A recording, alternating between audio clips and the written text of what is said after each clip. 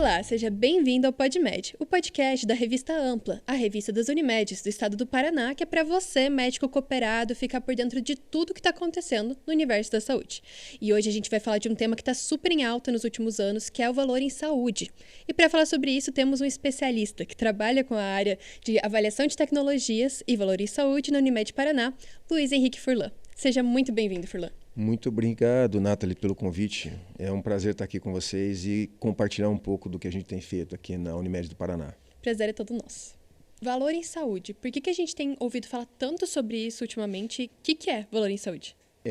O conceito vem do inglês, né, que é Value-Based Healthcare, né, que é cuidado em saúde baseado em valor.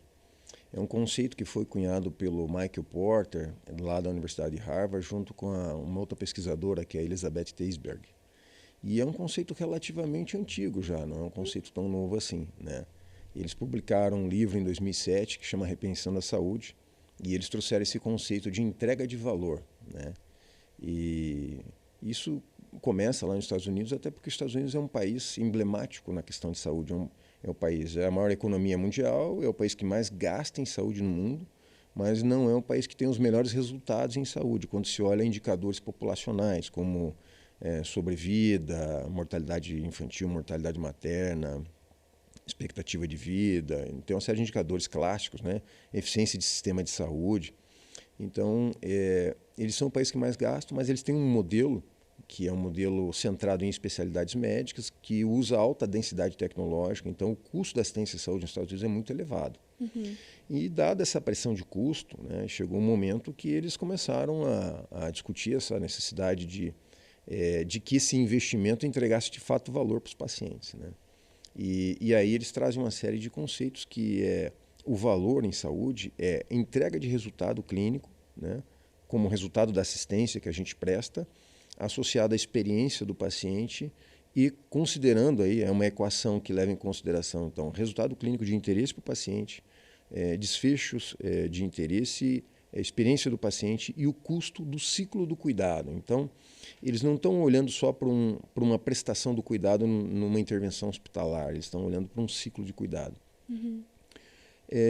Esse conceito, ele traz um elemento que é extremamente importante e que nós, enquanto operadoras, ainda não estamos avaliando, que é resultado em saúde, né? Então, o modelo que a gente tem hoje, que é o chamado Fee for Service, que é o pagamento por serviço, que é o modelo que a gente adota na saúde suplementar, ele não olha para resultado. A gente paga conforme produção. Sim. Então, é um estímulo, inclusive, a produção. Quanto mais procedimentos, melhor. E independente se eles derem um resultado positivo ou não para o paciente, é o mesmo valor. É o mesmo valor. Então, se eu sou médico, né, cardiologista, atuo na cardiologia, então, quanto mais consultas eu fizer, quanto mais exames eu fizer e quanto mais procedimentos, cirurgias, né, forem feitas, eu não sou cirurgião, sou clínico, né, mas se eu fosse cirurgião, quanto mais cirurgias eu faço, quanto mais exames eu faço, quanto mais consultas, mais eu ganho. Só que isso não está atrelado a um resultado em saúde. Então, já está muito debatido isso na literatura médica, na literatura de gestão, de que o Fee for Service ele estimula a superutilização, né? Então, os pacientes às vezes acabam fazendo exames diagnósticos desnecessários, né? Então, isso está muito bem documentado. Quando a gente faz análises, por exemplo, de especialidades, a gente vê que, às vezes, alguns profissionais sobreutilizam recursos diagnósticos, né, principalmente em especialidades armadas, como a cardiologia, como a oftalmologia, ou, enfim, a endoscopia. Então, às vezes, os pacientes... também é um procedimento invasivo, né? Vale destacar que é ruim para o paciente também passar por tudo isso. Exatamente. O paciente acaba sendo exposto a excesso de intervenção, porque a lógica de remuneração estimula que eu faça mais intervenção. Mas não necessariamente a lógica de um bom cuidado. Não necessariamente isso está associado a bom resultado em saúde. Entendi. Né? Por isso a crise do sistema de saúde americano e por isso que eles começaram essa discussão lá. Né? Esse conceito do valor em saúde, ele nasce como uma alternativa ao Fee for Service. Né? Entendendo que o Fee for Service é um modelo que estimula a utilização, estimula o excesso. Para você ter ideia, tem estimativas na literatura mostrando que 30% do que a gente gasta em assistência à saúde, né? Imagine, a saúde suplementar gasta aí 350 bilhões, foi o gasto no ano de 2019, 350 bilhões de reais em saúde. Imagina, 30% disso pode estar associado a desperdício, excesso ou má qualidade de assistência. Quando a gente está falando, por exemplo, de excesso de exame, de excesso de permanência no hospital, isso está associado a risco para o paciente.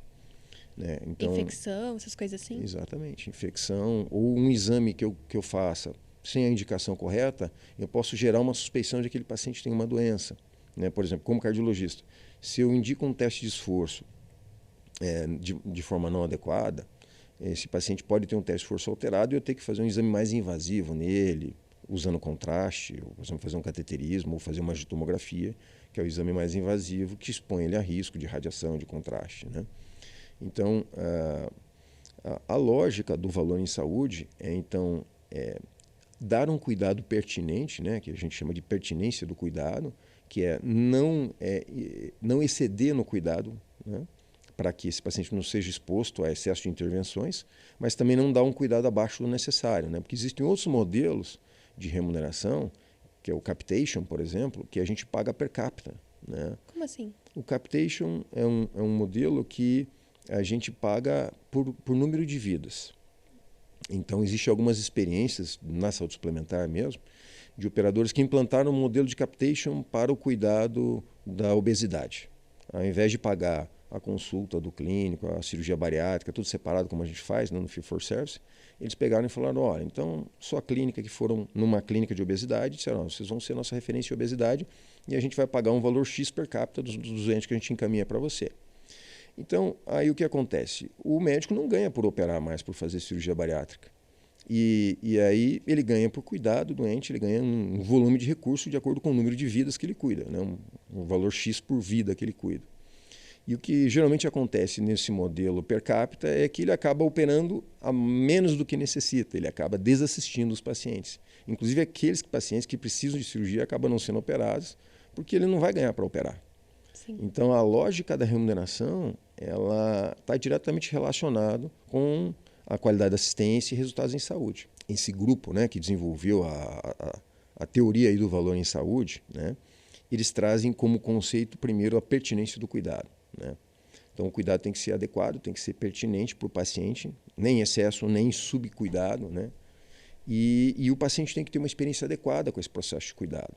Né? Então, é um outro conceito que chama centralidade do cuidado. Pertinência do cuidado e centralidade do cuidado no paciente. Né? O paciente tem que receber o cuidado que ele realmente necessita e ele tem que ter uma experiência boa com isso. Às vezes, né, isso é muito causa, por exemplo, de litígio ou de demandas civis contra os profissionais da saúde, os médicos. Né? Às vezes o cuidado do ponto de vista técnico está correto. Ele seguiu a literatura corretamente, mas não teve uma boa capacidade de comunicação com o paciente. O paciente não sabia o que estava sendo feito. Às vezes não há uma boa integração da informação entre o cuidado ambulatorial, né? Quem está cuidando desse paciente a nível de consultório, encaminha esse paciente para um internamento, e às vezes a equipe que está cuidando no hospital não é a mesma que cuida no ambulatório, eles não se conversam e aí podem haver problemas de falta de informação. Por exemplo, o paciente era alérgico a uma determinada medicação. Né? Ele não poderia tomar aquela medicação e não foi passado para a equipe hospitalar e esse paciente usa esse remédio, tem um evento adverso que poderia ter sido evitado. Né? Então, essa questão da integração da informação é fundamental também. Então, valor é entregar resultado em saúde, né? Tem até um termo em inglês que eles usam que chama PROMs, que são os cuidados, os desfechos reportados pelo paciente de interesse. Né? Os grandes desfechos de interesse na saúde é melhorar a qualidade de vida das pessoas ou melhorar a expectativa de vida, né? A sobrevida que a gente chama. Então, os grandes resultados em saúde eu vou fazer uma intervenção, vou dar um remédio. Qual é o meu objetivo com esse remédio? É melhorar ou a sobrevida dessas pessoas ou melhorar a qualidade de vida. Porque existem desfechos intermediários, vou dar o remédio, mas vai melhorar o nível de colesterol. Ok. Se eu melhorar o nível de colesterol, provavelmente eu vou reduzir a frequência de infartos. Mas o que nos interessa não é manter o colesterol somente na meta, o que nos interessa definitivamente é reduzir infarto. Sim. Né? Então, e por isso que são os desfechos reportados, né? São os PROMs, né? Patient Related Outcomes Measures, que são as medidas de desfecho relacionadas ao paciente, de interesse do paciente. Eu percebo que você está falando bastante o termo de interesse do paciente. Eu acho que esse é um grande diferencial desse modelo, né? O olhar para o paciente, para a experiência dele também sobre aquele cuidado. De uma forma mais subjetiva, talvez? Sim. O paciente cada vez mais, né? Nós seremos pacientes um dia, né? ou já fomos, ou somos, né? Então, todo mundo nasce, cresce, envelhece, adoece e um dia a gente morre, né? Então, por isso que a gente quer que o sistema de saúde seja adequado, seja sustentável para quando eu envelhecer, né? Sim. Mas ele poder me atender de forma adequada.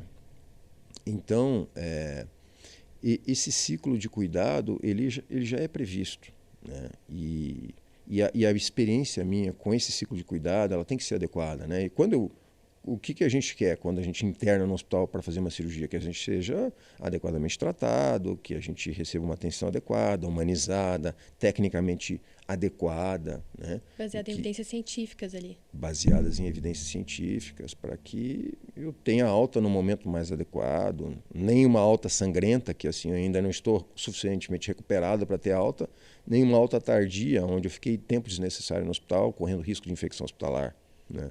Então, o modelo de saúde baseado em valor, ele tem sido adotado como uma resposta a todas as questões do Fee for Service. Exato. E agora a Unimed também está tendo vários projetos piloto para implementar, né? Isso, porque é uma mudança de paradigma, né? Uma mudança de modelo, e essa mudança de modelo não é uma novidade só para os prestadores ou só para os médicos, é uma novidade também para a gestão, né?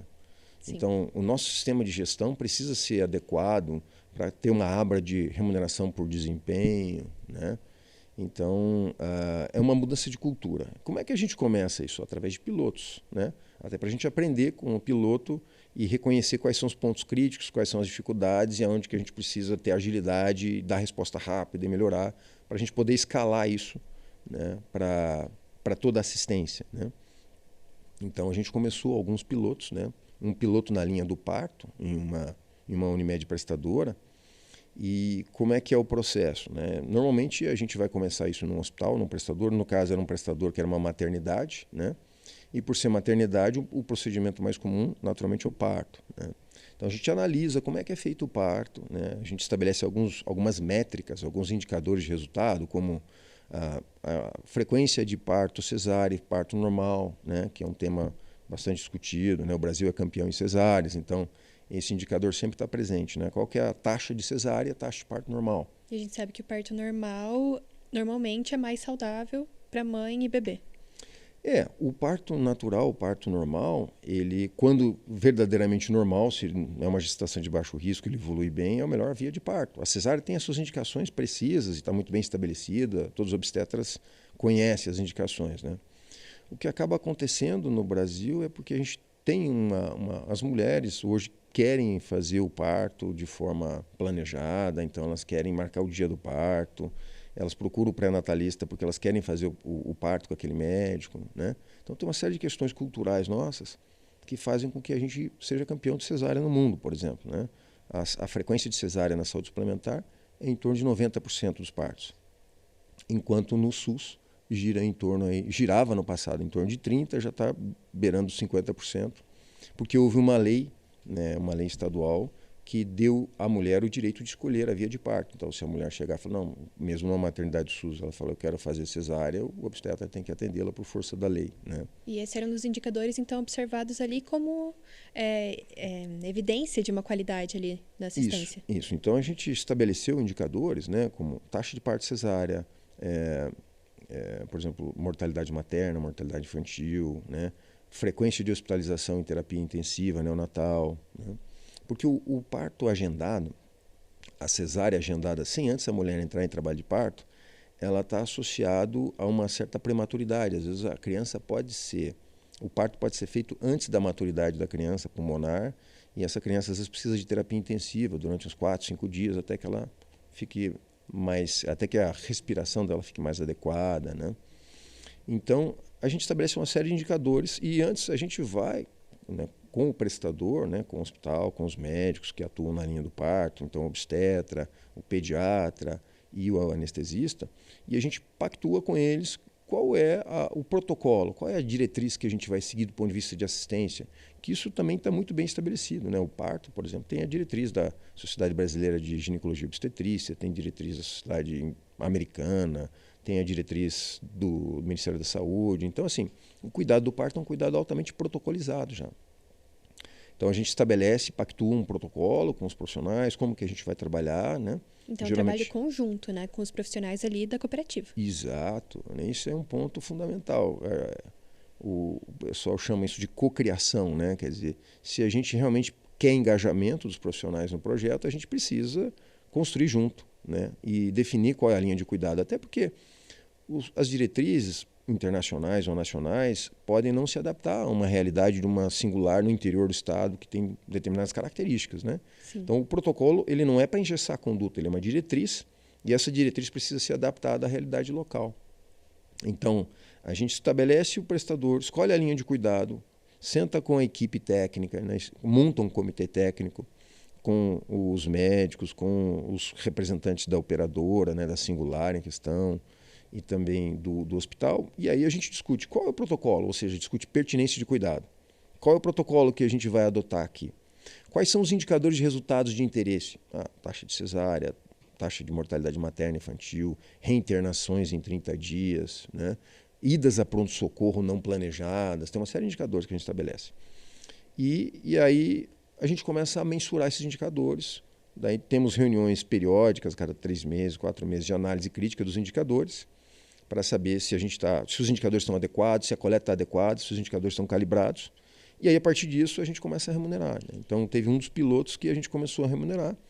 E, de acordo com a quantidade de indicadores que são atingidos, são 11 indicadores, né? Se atingir a totalidade, então tem uma bonificação de 15% a mais na remuneração. Se atinge parte disso, 10% a mais. Se atinge o mínimo, né, 5%. Se não atinge nenhum, ou só 3 ou menos indicadores, não tem mudança. Então, não há nenhuma punição no modelo, né? O modelo, ele não pune. Não tem um decréscimo de salário. O negócio é a bonificação a partir de bons resultados para o paciente. Exatamente. A lógica é estimular a qualidade assistencial e entrega do cuidado. Não é punir, né? Então, tem uma máxima na educação que diz que a avaliação é indutora do comportamento, né? Se a gente chega lá para ser aprovado, a professora fala, você tem que ter 75% de frequência, tem que tirar nota acima de 7, e o conteúdo é esse, e as referências são essas, é isso que você vai fazer para poder ser aprovado, né? Então, a forma com que a gente vai ser avaliado induz o nosso comportamento. Sim. Se eu sei que na linha do parto, então, os indicadores são esses, né? A gente está usando essa referência, que é esse protocolo clínico, então eu vou buscar isso, né? E a meta é reduzir o tempo de internação, né? Um dos dados que a gente utiliza do DRG é o tempo de internação previsto e realizado, né? Então, o DRG é uma grande base de dados, né? Que tem um número de milhares de pacientes cadastrados. Então, a gente tem uma média confiável de quanto tempo deve ficar internado uma gestante que faz uma cesárea, quanto tempo deve ficar internado uma gestante que faz um parto normal, né? Então, aí essa seria a nossa referência padrão, né? Então, se a gente conseguir ficar abaixo dessa referência padrão, ok, eu pontuo. Isso representa uma tradução depois em uma remuneração, né? E a ideia é fazer isso também com outras linhas de cuidado. Sim. Expandir de forma a se tornar um modelo mais presente no mercado. Sim, para que a gente possa reduzir, né? E daí vem uma pergunta que sempre os nossos diretores fazem, né? Os dirigentes, né? Falam assim, mas tudo isso é muito bonito do ponto de vista conceitual, né? Mas na prática isso funciona? Isso na prática vai reduzir o desperdício ou reduzir o custo, né? Porque, claro, a preocupação com o custo é necessária, quem está na gestão e mesmo quem está na assistência, né? Hoje em dia cada vez mais. Quer dizer, a preocupação com o custo é com a sustentabilidade do sistema de saúde, né? Seja público, seja suplementar. Então, a literatura mostra que algumas experiências nos Estados Unidos, que começou até por força do Obamacare lá, que eles conseguiram reduzir 20% ou até 30% do custo de um procedimento que se aproxima daqueles 30% de desperdício que a gente vê na literatura. Sim. E nas experiências pilotos a gente já está vendo isso também. Quando a gente protocoliza o cuidado, estabelece os indicadores, por exemplo, taxa de permanência em terapia intensiva, né? Num dos pilotos que a gente está em andamento, a gente via que a taxa de internação em terapia intensiva neonatal estava elevada. E a partir do momento que a gente foi para a reunião que acontece periodicamente de análise dos indicadores e discutiu, olha, está alto aqui, por que está alto? Né? A principal hipótese é que está alto porque a gente tem muita cesárea. E provavelmente muitas dessas cesáreas estão acontecendo antes do trabalho de parto, a gente está tendo mais prematuridade essas pequenas prematuridades que demandam um tempo de terapia intensiva e tal. E por discutir isso em 2 reuniões técnicas, a gente começou a observar que esse indicador já começou a baixar, com um reflexo em custo assistencial. Legal, Né? colocou uma luz ali em lugares que antes eram um pouquinho mais obscuros, né? Exato. A partir do momento que a gente define a linha de cuidado, coloca a luz sobre os indicadores, quais são os resultados de interesse, né, que a gente precisa ter. E aí todo mundo começa a trabalhar olhando para isso, focado nisso, a gente vai mudar esses resultados, né? Sim. Isso vai impactar em melhor qualidade assistencial, maior satisfação dos pacientes, porque o cuidado é centrado no paciente, tem toda uma expectativa, uma preocupação com a experiência do paciente, não só com o resultado clínico, mas a experiência do paciente tem que ser importante, né? E isso tudo tem que estar dentro de um custo que a gente consiga financiar, né? E o paciente avalia de alguma forma a experiência dele? Sim, sim. Existe a avaliação de experiência do paciente é um tema amplo, né? E existe profissionais, até tem profissionais da comunicação da Unimed do Paraná que nos apoiam nisso, né? Para mensurar a experiência. Mas a forma mais simples para começar um piloto é usar o NPS, né? Que é o Net Promote Score, lá para ver a satisfação dele, se ele indicaria o Quanto serviço. indicaria para um amigo, conhecido de 1 a 10? É isso. Perfeito. Né? Quer dizer, é o mais simples, né? Porque, claro, se a gente também tornar muito complexa a coleta de desfecho, né? Existe, por exemplo, na literatura, existe o ISHON, que é um consórcio internacional de coleta de desfecho clínico. A iniciativa é brilhante do ponto de vista conceitual, mas na prática é uma ferramenta bastante complexa com vários... Imagina eu aplicar um questionário de qualidade de vida, o SF36, que tem 36 perguntas. Então eu tenho que fazer um contato com o paciente e aplicar um questionário de qualidade de vida, saber se ele melhorou, saber se ele está satisfeito com o procedimento. Isso vai durar 40 minutos uma entrevista dessa, né? Muito menos gente vai responder, né? As pessoas não têm esse tempo hoje. Então, a lógica na escolha de indicadores é escolher os indicadores o mínimo possível. Aí menos é mais, né? Eu escolho menos indicadores, mas indicadores mais confiáveis, mais importantes, que refletem o cuidado prestado. E também uso o NPS, que é o mais simples, porque o paciente responde com um número, né, de 0 a 10 que não se indicaria. Responde com um número, que é bem mais simples, né? Claro que à medida que o projeto vai avançando e que o hospital, por exemplo, hoje já existe ferramentas no mercado, tem um monte de startup que está trabalhando nessa área. Tem ferramentas no mercado que o paciente interna, ele baixa o aplicativo da experiência dele, ele vai interagindo e vai contando da experiência no momento. Só que daí o hospital tem que ter um concierge que seja capaz de dar resposta rápida a isso também, sim, né? Meu procedimento está demorando, ou aconteceu isso, ou não fiz a fisioterapia. Então, quando a gente entra nessa questão da experiência do paciente, a gente precisa também dar resposta. Porque se o paciente está dizendo, a minha experiência não está sendo boa, então a gente tem que ter resposta rápida. Então, para começar, piloto, a gente começa com o NPS, que é algo mais simples, né? E essa experiência que você falou, foi em qual Unimed? A da maternidade? Foi na Unimed Vale do Iguaçu. Da Vale do Iguaçu. E Unimed... encerrou já? Não, continua. Continua? Está em andamento. Legal. Está em andamento. Foi uma experiência inicial. Lá tem um número pequeno de parto, né? Mas a gente está começando na Unimed Maringá também, né? A Unimed Maringá é um projeto, como a Unimed Maringá é uma Unimed grande porte, então é um projeto mais robusto, né? E aí a gente está começando com linha de cuidado lá da litíase biliar, da litíase renal, né? Pedra no rim, pneumonia, que é um outro também procedimento que tem uma variabilidade importante a nível hospitalar, e a colistectomia para envolver o time da cirurgia. Essa variabilidade que você fala ali da pneumonia é que dependendo da atuação do profissional, varia bastante o resultado. Dependendo exatamente isso, né? Por exemplo, uma pneumonia de baixo risco, né? Quando a gente implanta o DRG e codifica essas pneumonias, a gente consegue identificar o que é uma pneumonia de baixo risco, a gente chama de severidade 1, ou o que é uma pneumonia de alto risco, uma severidade 4. Então eu consigo comparar quanto tempo esse indivíduo fica internado nesse hospital com severidade 1 com vários outros hospitais. Então, se a severidade 1 ele tem que ficar internado 3 dias, e no hospital que a gente está avaliando ele está ficando internado 5 dias, então existe aí uma oportunidade de melhoria, né? E isso que a gente chama de variabilidade. Então, o hospital A está ficando 3 dias, o hospital B está ficando 5 dias. Por que tem essa variabilidade? Né? Se o grau de severidade dessa pneumonia é o mesmo. Então, aí o DRG, que é uma ferramenta que a gente usa, permite essa comparabilidade, né? Mas, de novo, né, a finalidade não é ranquear, não é punir. A verdade é estimular que o serviço melhore a qualidade assistencial, né? E atrelar um incentivo remuneratório a isso, né? Porque no fee for service, por incrível que pareça, a gente tem um grande efeito colateral. Se o paciente internar no hospital e complicar e permanecer mais tempo internado, o hospital ganha mais. Faz sentido. E a equipe que está passando visitas ganha mais. Ou seja, o fee-for-service, ele não... Remunera o desfecho ruim. Ele remunera o desfecho ruim. Né? No momento que você muda do fee-for-service para um modelo que avalia desempenho, né? E no modelo de valor, o conceito de valor é resultado de interesse para o paciente, experiência do paciente, custo e ciclo de cuidado. Mas se, por exemplo, eu não quero mexer com a experiência do paciente, eu não quero usar desfechos complexos, a gente pode estar falando de remuneração por performance, por desempenho, né? Que é um modelo que já é um modelo alternativo ao fee-for-service. Né? E é diferente da saúde baseada em valor de que forma? A saúde baseada em valor, ela traz mais elementos, né? Que é aquele tripé da pertinência do cuidado, né? Onde eu vou ter discutindo o protocolo clínico, porque eu posso fazer remuneração por desempenho olhando indicadores de processo, não indicadores de resultado clínico. Né? Então, tem experiências no Paraná exitosas de remuneração por desempenho, né, onde eu olho assim, se o médico atende a produção esperada no pronto-socorro, se ele é pontual, se ele utiliza os guidelines que a gente propôs no pronto-socorro, mas não estou medindo o resultado clínico que é a melhora do paciente, a melhora da capacidade funcional do paciente, a melhora da qualidade de vida dele. Né? Eu estou olhando resultados de processo. Sim.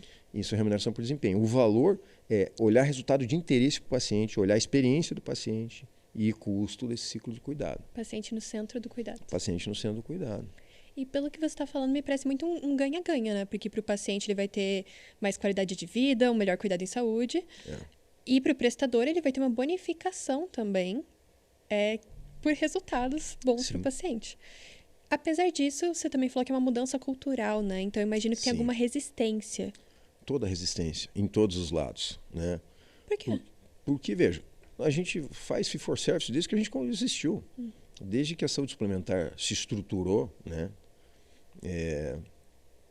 Oficialmente a gente tem ali 9656, né? Mas há 40 anos que a saúde suplementar cresce no Brasil, né? A saúde suplementar começa lá na época da estruturação das caixas de pensões e tudo, né? Enfim, mas é a história do sistema de saúde.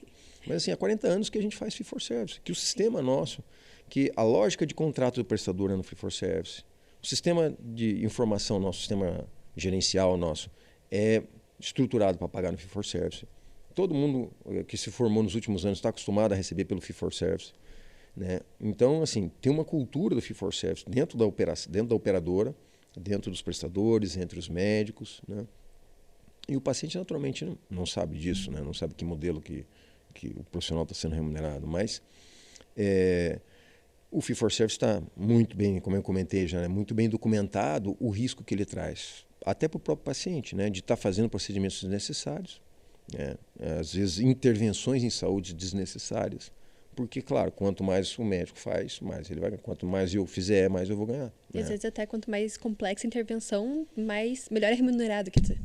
Tem isso também, né? Quanto mais... Isso também é algo que a gente precisa corrigir no sistema. Às vezes, as intervenções mais complexas são melhor remuneradas. E é o que a gente está assistindo hoje. Intervenções menos complexas que poderiam resolver o problema deixam de ser realizadas. Deixadas de lado porque remuneram menos. Vou dar um exemplo. Na cardiologia, na minha especialidade, a gente tem um protocolo de dor torácica. Que o paciente que chega no pronto-socorro com dor torácica, a gente precisa avaliar esse indivíduo para estratificar o risco dele, saber se ele tem um infarto ou uma angina, que a gente chama de angina instável, e esse paciente tem que ir para o cuidado hospitalar, daquele paciente que tem uma dor não cardíaca e que eu posso mandar ele para casa. Ou que a dor dele é uma dor de baixo risco de ser cardíaca. Né? Então o protocolo de dor torácica faz isso. Chega um indivíduo com dor torácica. Se eu tenho dúvida se essa dor é de origem cardíaca ou não, esse indivíduo fica em observação. E ele vai fazer eletro e exames de sangue, que a gente chama de enzimas, seriados. Né? Ao final, o protocolo prevê que eu faça um teste de esforço nele, uma prova funcional, que geralmente é o teste de esforço, que é o que é mais simples. Né? Só que hoje a remuneração do teste de esforço é baixa. Então, o médico está de plantão, não pode continuar atendendo as emergências e fazer o teste de esforço. Então, tem que vir um outro cardiologista para fazer o teste de esforço. E aí a remuneração é muito baixa.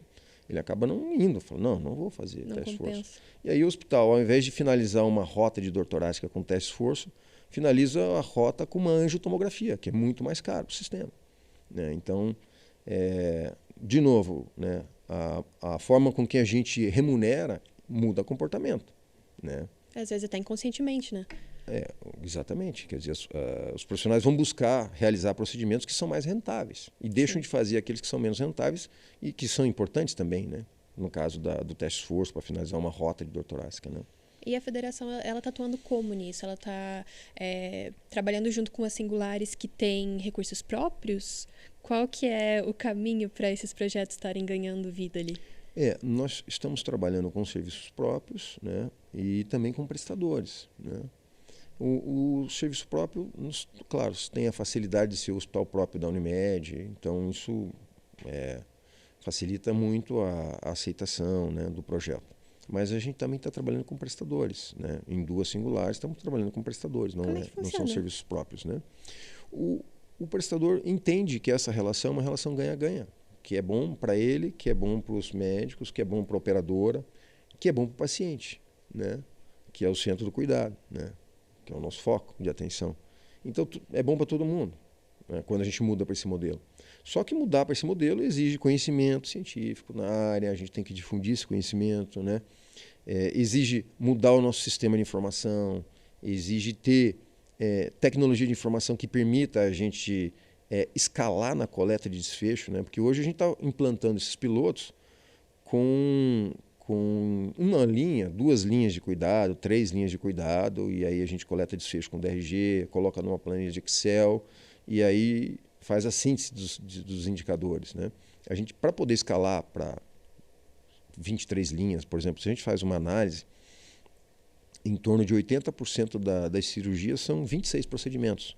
Eu poderia implantar isso em 26 procedimentos, que vai dar 80% do volume de cirurgia. Só que para eu implantar em 26 linhas de cuidado, eu preciso de tecnologia. Eu não posso fazer tudo isso no Excel. Né? Preciso de tecnologia de informação para coletar desfecho de forma, se possível, automatizada. Né?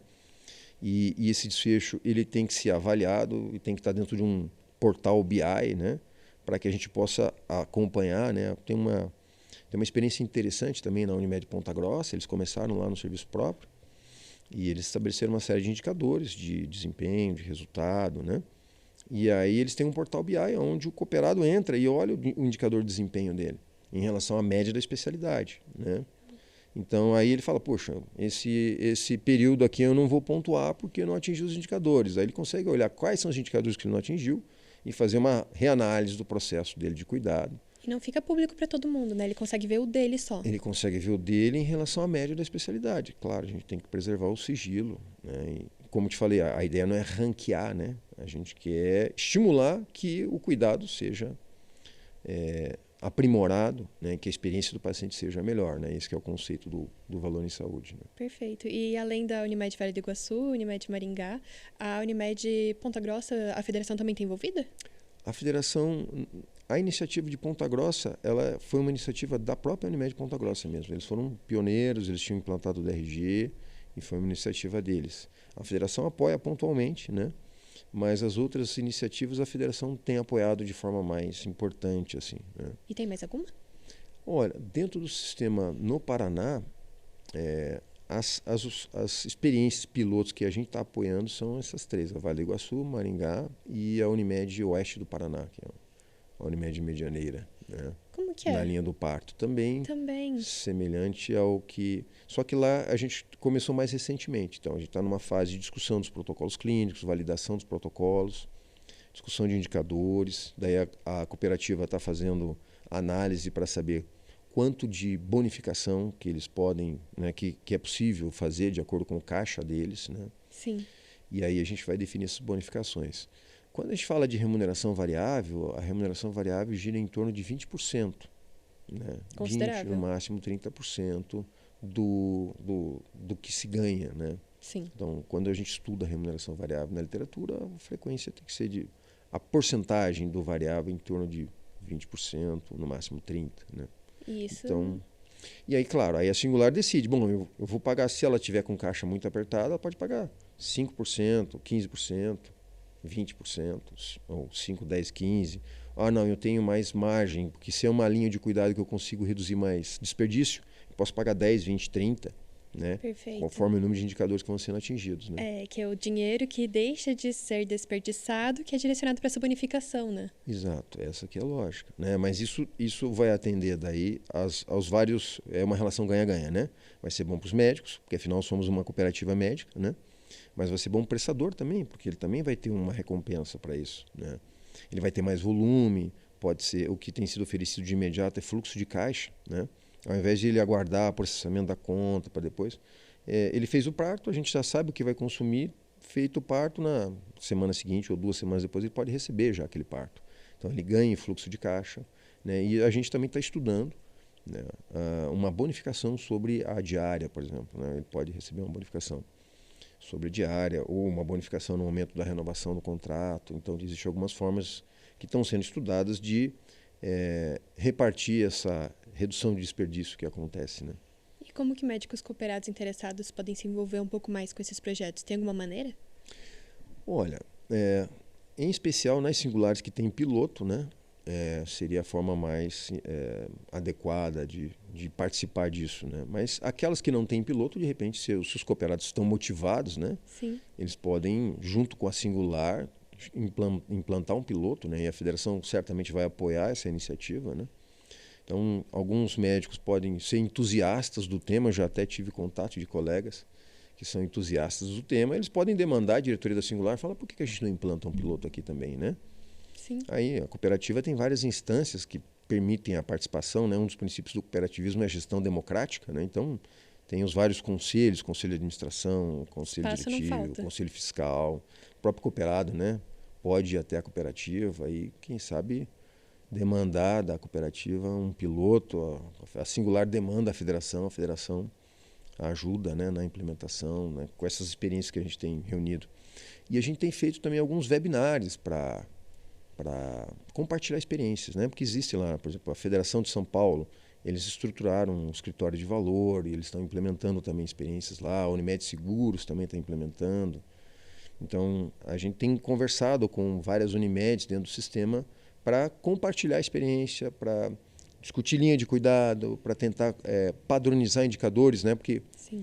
a nível de intercâmbio, né? A gente um dia vai ter que discutir isso a nível de intercâmbio, porque se a Unimed Maringá tem um projeto de remuneração baseada em valor e atende o beneficiário de uma Unimed vizinha de Paranavaí, ela remunerou, ela bonificou com base naquele atendimento. Então, isso vai ter que ser depois cobrado da Unimed de origem, aquela bonificação, por exemplo, que afinal aquele beneficiário foi atendido com mais excelência, com mais qualidade. Então a gente vai ter que, no futuro, discutir padrões para circular a nível de intercâmbio, né? Que agora ainda está nos estágios de estruturação. Isso. Inclusive é muito legal que tem experiência já em Vale do Iguaçu, porque Costa Oeste agora certamente vocês já vão com outro olhar, né? Sim, a gente já vai com uma experiência acumulada, né? Já sabendo o que a gente precisa corrigir em termos de engajamento, né? Porque um dos desafios é engajar os profissionais, né? no projeto. E claro, o médico está no dia a dia atendendo e fala, bom, por que eu vou me envolver nesse projeto? O que eu ganho com isso, né? Ah, não, você vai ter uma remuneração, vai ter uma bonificação sobre o que você está produzindo, né? Então isso é um ganho objetivo, né? Uhum. Perfeito. E para quem quer saber mais sobre esse tema, ampliar um pouquinho mais esse assunto, o que você recomendaria? Olha, é um tema que é discutido nos congressos de gestão, né? Mas tem uma vasta literatura sobre isso, né? Tem muitos artigos publicados, né? Se a gente usar a palavra-chave Value-Based Healthcare, vai vir lá uma ampla literatura que está publicada no PubMed, mas a gente tem uma série de documentos, né? A própria agência, a própria ANS, ela tem um guia que acho que é uma fonte seria uma referência interessante para a gente citar. Se colocar no Google lá, guias de implantação de modelos de remuneração baseado em valor, a pessoa vai conseguir recuperar um documento, é um PDF da ANS, que fala sobre como implantar um modelo de remuneração baseado em valor. Daí eles discutem lá os vários modelos, né? A gente falou um pouquinho sobre remuneração baseada em valor, eles discutem o capitation, o fee for service, né? Orçamentação, diária global, tem vários modelos de remuneração, né? Não é só o valor em saúde, né? Sim. Então eles discutem esses vários modelos, eles dão um passo a passo de como implantar. Então é uma fonte de informação interessante, esse guia da ANS. Tem um material do IES, que é o Instituto de Estudos em Saúde Suplementar, também tem um documento deles que fala sobre remuneração baseada em valor. Então, se googlar lá, remuneração baseada em valor, vai achar documentos da ANS, documentos do IES, e aí, usando a palavra-chave em inglês, vai ter que recuperar um monte de artigos. Tem uma série de artigos publicados também pela Harvard Business Review, e artigos traduzidos em português, né? Então, tem um monte de aulas no YouTube, até do Michael Porter lá, falando sobre o modelo. Perfeito. E a gente, naturalmente, na federação, tem lá um conjunto de material bibliográfico, a gente pode compartilhar também sobre isso. Só entrar em contato ali. Só entrar em contato conosco lá que a gente envia esse material. Perfeito. Então, todos os materiais aqui recomendados pelo Furlan e também mais informações importantes vão estar no site da Ampla, em www.revistaampla.com.br. Esse foi o PodMed. Muito obrigada, Furlan. Parabéns pelo trabalho. Acredito que é um potencial muito grande para a gente mudar um pouquinho a forma como é feito o cuidado em saúde e colocando o paciente ali no centro do cuidado, né? Eu que agradeço o convite, a oportunidade de estar aqui falando de um tema que a gente lida no dia a dia, que a gente gosta muito, né? Obrigada. Obrigado. Então, até a próxima. Até a próxima.